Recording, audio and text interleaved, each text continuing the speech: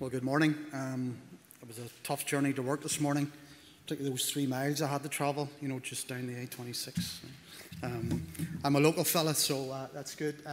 What I wanted to talk about today, of course, digital innovation is at the core of it, but innovation in general, entrepreneurship, and hospitality. So I thought I would touch on all 3 of those and share, I suppose, my background and how hospitality shaped my thinking. How innovation shaped my ideas that I generated, and how the entrepreneurial bit got me off my ass and got me to create some projects and a little business as well. And a funny full circle, we're now working in hospitality and tourism. So hopefully you can take away some of the insights that I've had. It's not all plain sailing. As you know, most of you are entrepreneurs running, whether it's bed and breakfast hotels, or entrepreneurs working in businesses. It's not all positive, but it's how you deal with that positive, and your resilience and how you adapt to change is important. So it's not as flash as Claire's presentation. I feel like the thorn between the 2 roses here, Claire and Eve, and I'm the guy in the middle. But listen, I'm just going to share some thoughts on where I'm at now and how I got there. And hopefully, if you pick up something from that, great. I hope you do. Where am I at now? I have a small company called PerformanceActive International, team of 8. We have an office in Belfast, development office, but selfishly I have also a small office at Galgorm Castle Courtyard, which Christopher is Galgorm Castle. So again, it's right beside me, so it means I don't have to travel into Belfast every day. But I do go in to see the guys. But it's important because we're doing a lot more work up around the North Coast as well. I'm trying to justify this office to you. But we're really software development, and I'm not technical. Put it that way, I'm not technical. I lead a team, I have ideas, I suppose I would say I'm entrepreneurial, but I have a fantastic team who build some cool stuff. Some of the stuff we've been doing recently in the last couple of years, we've been working in Formula 1, we've been out to Mexico, Abu Dhabi, but engaging the fan, which is engaging the visitor, which is engaging the tourist. Working in New Zealand, and we're doing a nice little AR ghost finder apps for one of the Game of Thrones sites as well. It's quite exciting.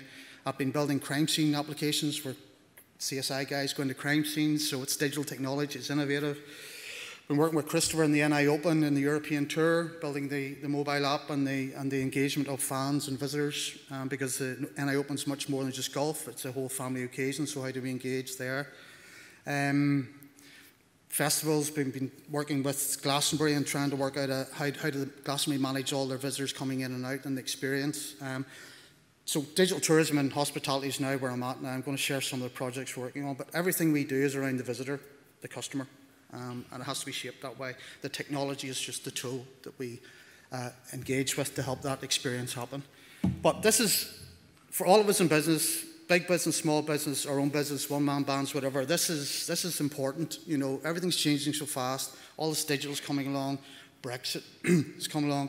That has a big impact potentially on food tourism, on tourism in general, travelling of people and stuff. So we need to be ready to adapt. And that could be as simple as making a small change or a big change. And that's what I think the innovation piece, it's either revolutionary, which is major change, or evolutionary, which is a small change. And we have to have the mindset. I'm going to talk a bit about the mindset today, about us as people, not the technology as people.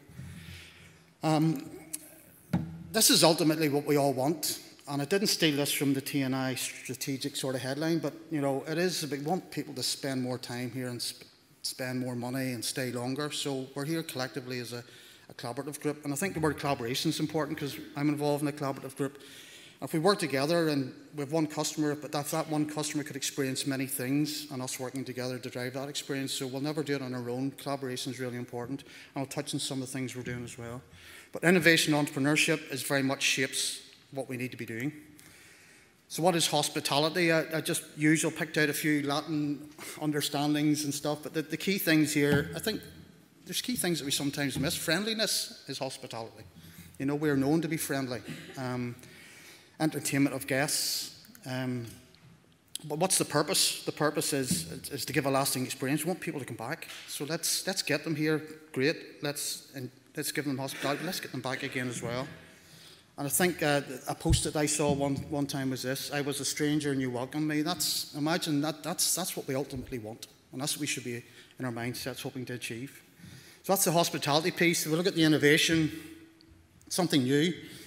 If you look at this screenshot where, even from a travel perspective or whatever, you know, how it's changed from the wheel to the fishing to the car to the plane, and now even a lot of what Tamara's talking for her business is shaped around digital and the platform, how people engage and want. So we need to be embracing that, or else we'll be back in the queue.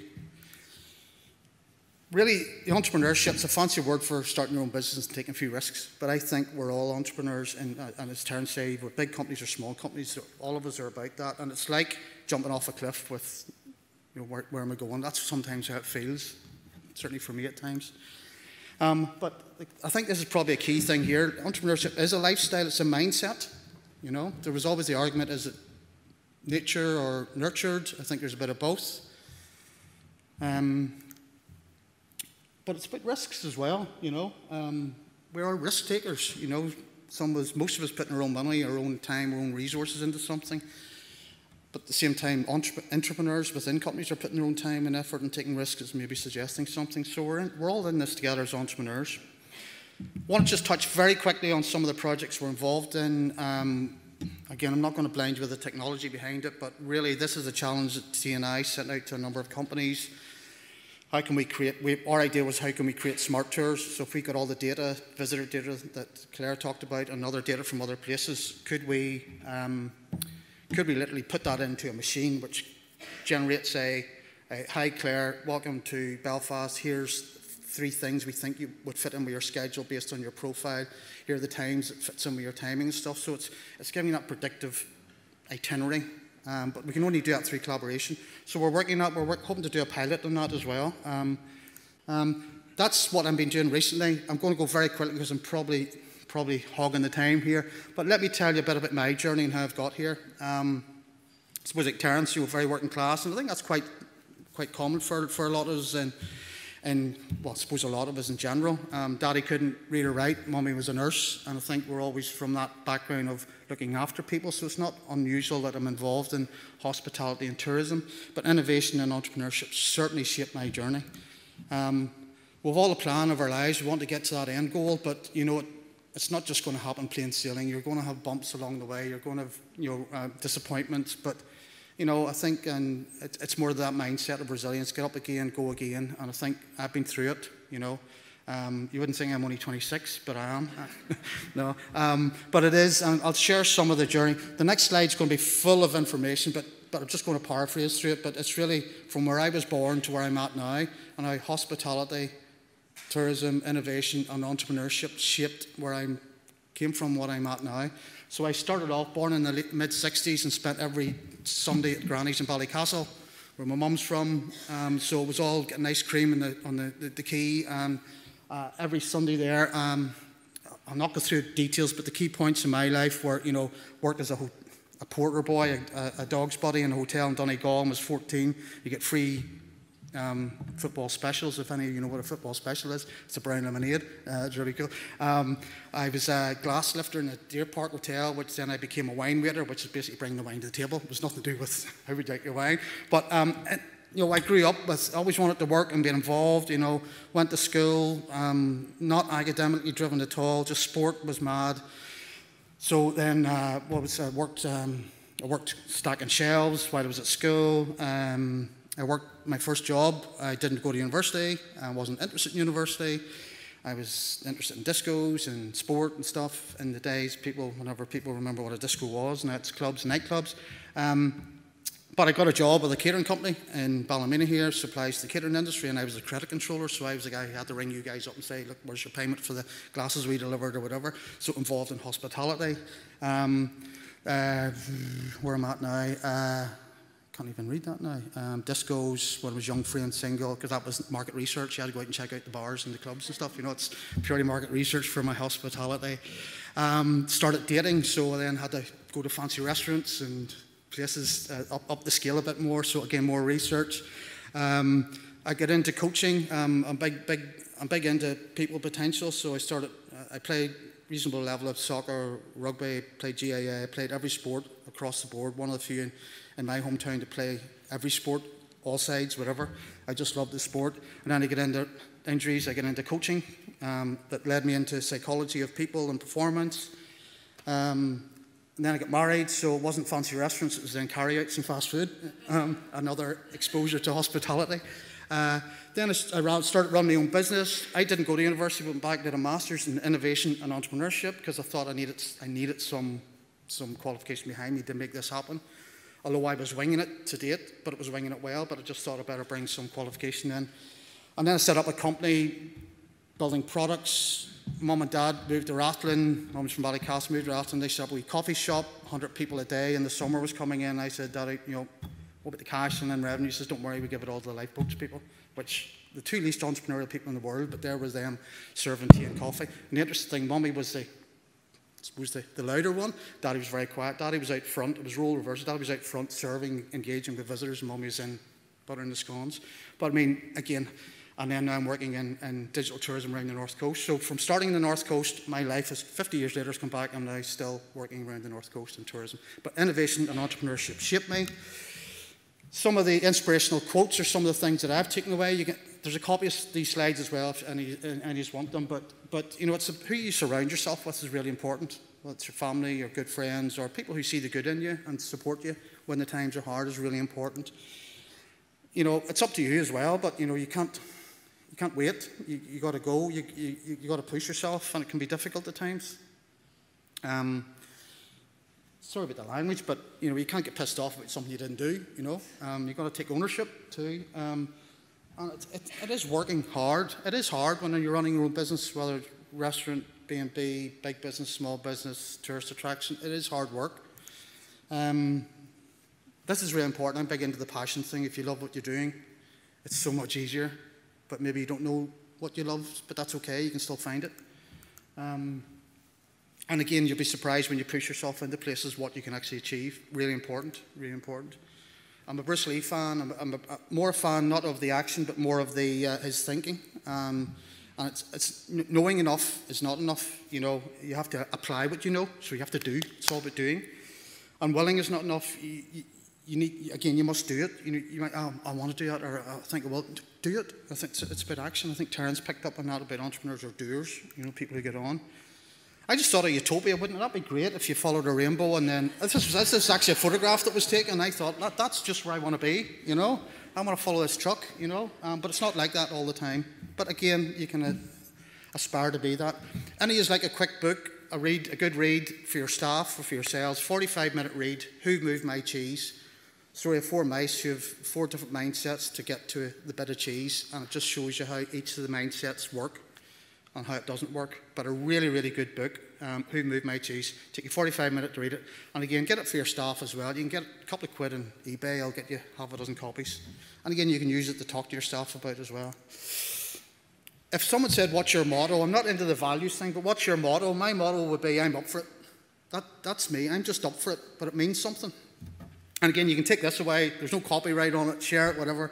But I use it for bringing staff in as well. I use it as, are they up for it?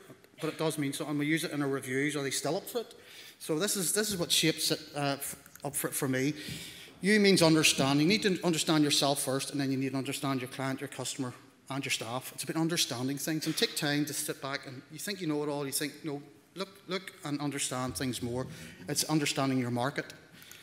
Passionate. If you're passionate, that sells.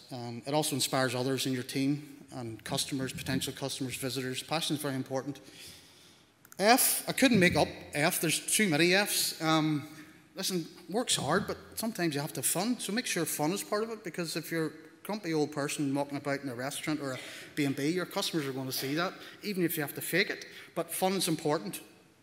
Friendliness, many times you go into somewhere and someone's got a face like a Lurgan spade. Hopefully there's nobody from Lurgan here, but you know what I mean. It's a saying, you walk up to reception and, yeah, morning. Listen, we're friendly, we're known for it, but we'll have to work at it. Failure is really important. I've failed in lots of things. It just made me stronger. Sometimes failure's good because it means, okay, maybe that wasn't for me, I'll move on. But you've got to address, don't be thinking you're getting into this entrepreneurial journey. It's all going to be great. Failure's really important. I had feedback in there as well I thought there's too many Fs.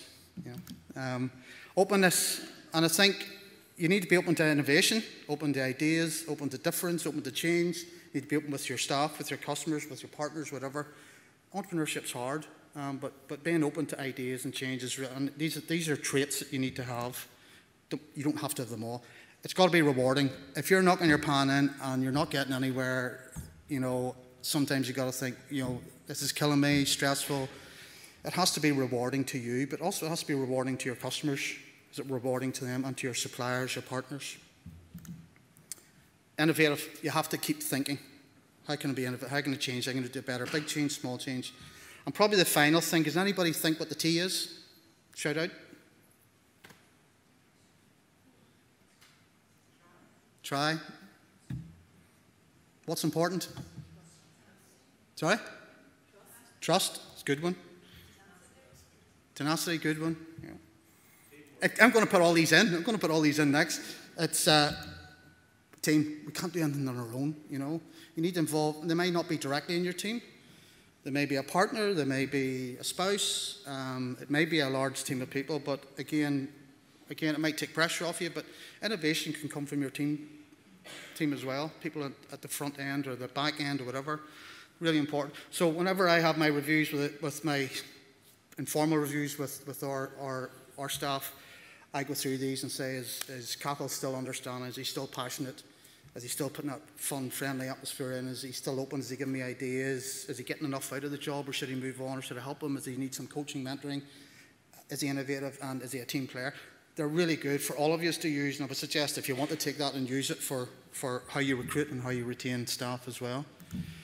Just finally, just want to say, you know, this is all about change. We can't stand still. We've got to move. We've got to be innovative. We've got to be entrepreneurial, and we've got to be pushing a great brand that we've got, which is Northern Ireland's tourism hospitality industry. Just embrace and just do it. If it doesn't work, you've done it, you've tried it, you can move on, or you might learn from it. That's me. Hopefully it didn't fire too much at you, but some of these slides will be available if you need them afterwards, and that's my details there if you ever want to chat, but I'm going to be about anyway. Next to the next rose that's coming along is Niamh, and Niamh's going to share her journey within her entrepreneurial journey, particularly within the digital innovation space. Niamh is, every time I see her speaking or hear her speaking, and she speaks in many places, it's very inspirational.